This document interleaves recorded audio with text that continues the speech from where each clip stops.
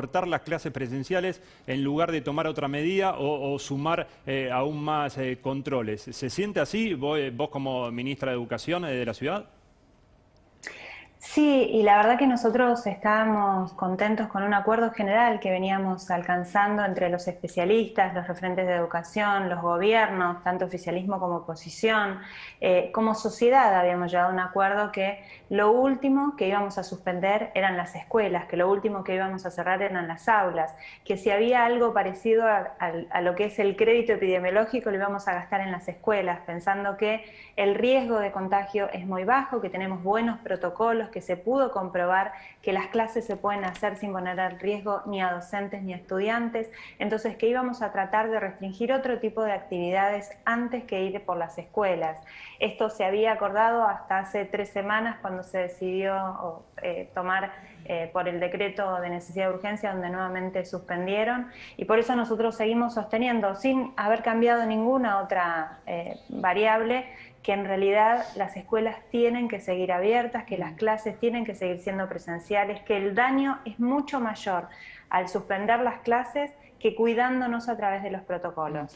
Hay un acuerdo que sí seguimos sosteniendo, que es que las aulas son seguras y que el problema es la movilidad. Entonces, como gobierno de la ciudad, y también ayer lo plantearon desde otras provincias, que si el problema es la movilidad, trabajemos sobre la movilidad, pero no volvamos a cerrar las aulas. Mira, ministra, perdón, ahí quería ir justamente, ¿no? Ayer finalmente se reunió con el ministro de Educación de la Nación, con Nicolás Trota, después de las últimas declaraciones que usted había hecho, ¿no? En los últimos 15 días de presidencialidad y el conflicto que se generó con Ciudad, que Nicolás Trota, el ministro, no le atendía el teléfono, que no había hablado con él. ¿Cómo fue esa reunión? Bueno, fue una reunión donde él nos iba a informar a los ministros, a quienes nos habían suspendido o intentado suspender desde el Gobierno Nacional la presencialidad, cuáles eran los recursos pedagógicos que estaban a disposición para que podamos garantizar la continuidad educativa de los chicos y chicas en cada una de las jurisdicciones. No había margen ni era una oportunidad para discutir sobre lo adecuado o no de la medida, porque ya estaba tomada, porque no puede el ministro cambiar esa decisión, solamente nos quería informar cuáles eran los recursos pedagógicos y económicos de última que estaban a disposición también para quienes tuviésemos que suspender las clases. De todas formas, ahí volvimos a manifestar que para nosotros la prioridad es la presencialidad, que como ciudad estamos seguros que podemos sostener las clases presenciales, que sigan siendo seguras, que hemos tomado medidas, en la ciudad se han tomado otras medidas para cuidar la presencialidad, que incluso desde el punto de vista educativo nosotros hemos ya venido tomando medidas que han garantizado y han bajado los casos en estas últimas 2 semanas. Hemos tenido menos casos todavía en las escuelas de los que veníamos teniendo. Ya eran poquitos, ahora tenemos menos.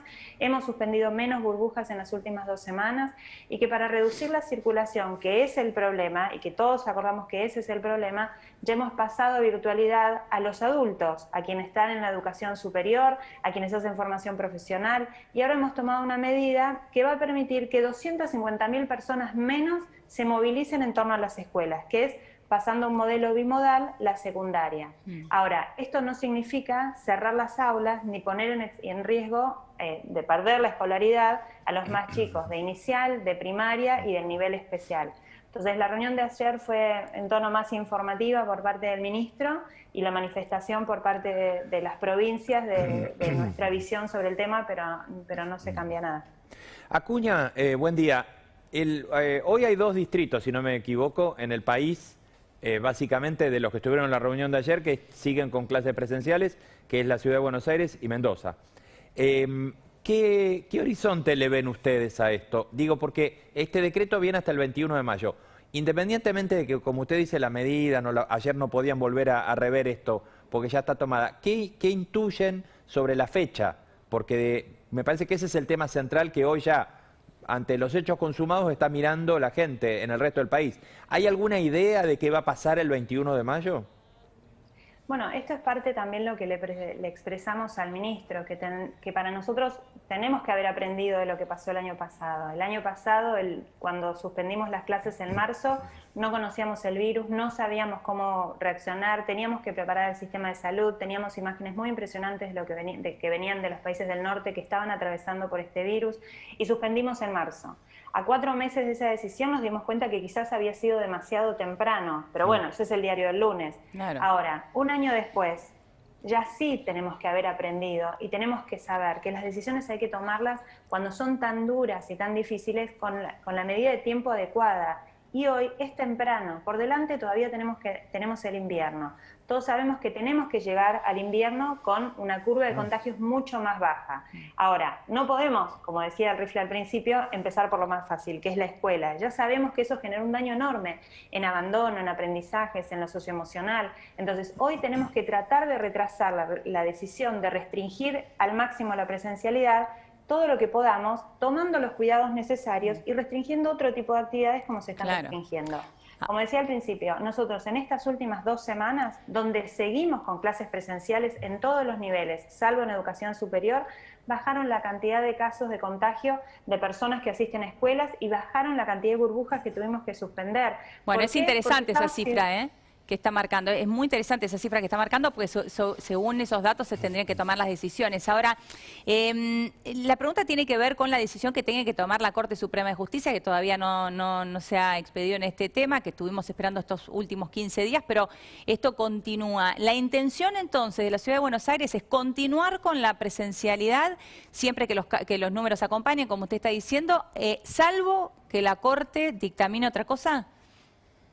Sí, por supuesto, nosotros vamos a esperar esa resolución de la Corte y vamos a acatar, obviamente, la decisión de la Corte porque respetamos las instituciones, creemos que las normas son para cumplirse, hemos tomado la medida de acudir a la Corte para que defina, sobre todo, la cuestión de fondo, que es la de la autonomía, no solo la del decreto, que incluso hubo fallos posteriores, como el viernes la Cámara del Crimen, que hablan de lo incorrecta de la decisión y lo de apresurado y sin datos que fue ese último decreto también, sino que estamos pidiendo que se resuelva una cuestión de fondo, que es si la ciudad tiene autonomía o no para definir en materia educativa, que es lo que no nos están dando en estos últimos 2 decretos, la posibilidad y la autonomía y la libertad para regular el sistema educativo que nos otorga la Constitución de la ciudad.